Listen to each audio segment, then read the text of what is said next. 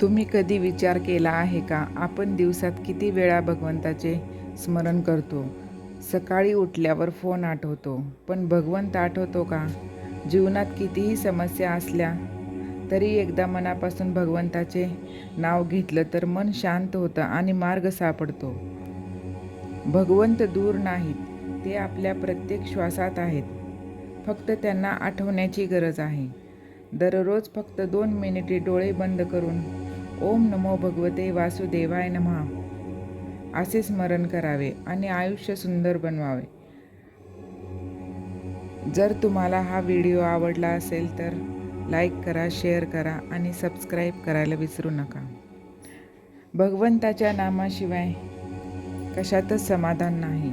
मनुष्य चूक करतो आणि देवा क्षमा कर म्हणतो, पण पुन्हा पुन्हा चूक करीतच राहतो. हे योग्य आहे का? अशाने काही त्याला देव क्षमा करणार नाही. देवा क्षमा कर हे म्हणणे इतके सहज होऊन बसले की त्याचा अर्थच आपल्या ध्यानात येत नाही. तो जर ध्यानात येत असला तर मनुष्य चुका पुन्हा पुन्हा न करता अशा रीतीने आपल्या बुद्धीचा वापर करून परमेश्वराला फसवू शकत नाही. बुद्धीच्या जोरावर जर आपण माणसालाही फसवू शकत नाही तर परमेश्वर कसा फसेल? आपण आपल्या बुद्धीच्या जोरावर परमेश्वराची प्राप्ती करून घेऊ असे म्हणणे कदापि योग्य होणार नाही. तेव्हा शरणागतीशिवाय मार्ग नाही. समाधान काही परिस्थितीवर अवलंबून नाही. कितीही पुराणे वाचली, ग्रंथ वाचले, प्रवचने ऐकले तरी मनाला समाधान लाभणार नाही. त्याप्रमाणे थोडे तरी आचरण केले पाहिजे. नामात राहिले पाहिजे. भगवंताच्या स्मरणाशिवाय इतर कोणत्याही गोष्टीने पूर्तता येऊ शकत नाही. नामाशिवाय खरे समाधान मिळणार नाही. तेव्हा भगवंताला अनन्य भावाने शरण जाऊन त्यांचे नाम आवडीने आणि सतत घ्यावे. एक गरीब वारकरी पंढरपूरला चालला होता. मोठ्या कष्टाने तो पायी चालला होता. वाटेत एक रेल्वेचे फाटक लागले. ते बंद होते म्हणून तो थांबला. इतक्यात तेथे एक मोटार येऊन उभी राहिली. आत एक मोठा श्रीमंत माणूस बसला होता. तोही पंढरपूरला चालला होता. वारकऱ्याच्या मनात आले, देवा तुझी एवढी निस्सीम भक्ती मी करतो, परंतु माझी ही दशा आणि लबाड व्यापारी याला मात्र तू सर्व ऐश्वर्य देऊन आरामात पंढरपूरची यात्रा घडवतेस. काय तुझा हा न्याय? एवढ्यात मोटारीचे दार उघडून 2 नोकरांनी त्या श्रीमंत माणसाचे हात आपल्या खांद्यावर घेऊन त्याला खाली उतरवले. तो पांगळा होता. वारकऱ्याने विचार केला, पांगळा होऊन आरामात पंढरपूरला जाण्यापेक्षा गरिबीत पायी जाणे बरे. आपल्याजवळ जे नाही ते त्याच्यापाशी आहे आणि तो सुखी असला पाहिजे हे आपण धरून चालतो, पण तसा तो नसतो.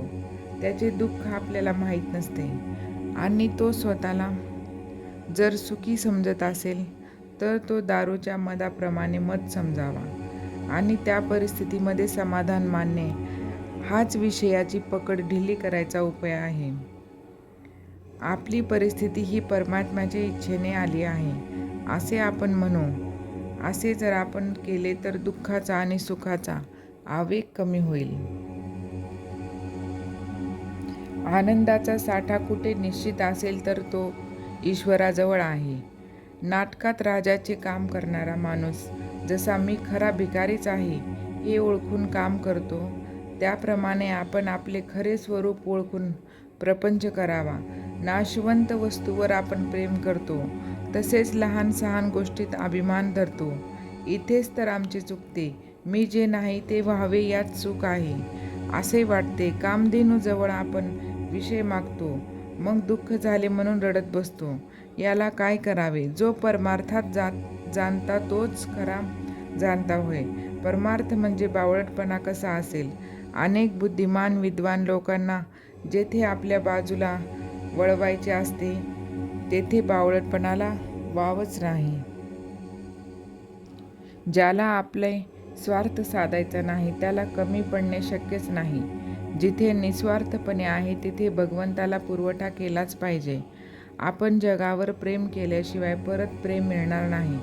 जो भगवंताच्या प्रेमात तल्लीन झाला त्याला बाकीच्या गोष्टीची आठवण राहत नाही. ज्याप्रमाणे मालक घरात आला की चोर पळालाच म्हणून समजा, त्याचप्रमाणे जो भगवंताच्या प्रेमात रमला तो खात्रीने सुखी झाला, कारण त्याची देहबुद्धी पळून जाते. म्हणून भगवंताला अशा प्रमाणे आळवावे की त्याच्या डोळ्यात पाणी यावे. आळवताना आपल्या डोळ्यात पाणी आले की भगवंताच्या डोळ्यात पाणी येते. ज्याच्या मुखात नाम आहे त्याच्या हृदयात राम आहे. ज्याच्या हृदयात राम आहे तो राम म्हणूनच मी पाहतो.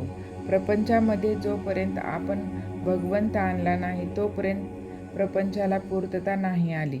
प्रपंचाचे आपण मालक बनूया, प्रपंचाचे गुलाम नाही. जो प्रपंचाचा गुलाम बनेल त्याला समाधान कसे मिळेल? सुख हे लोकांकडून मिळते, समाधान हे अंतर्यामातून मिळते. लोकांकडून येते ते सुख, आतून येते ते समाधान. समाधान दुसऱ्यावर अवलंबून नसते, ते माझे मला मिळवता आले पाहिजे. समाधान हे देण्यासारखे नाही आणि घेण्यासारखेही नाही.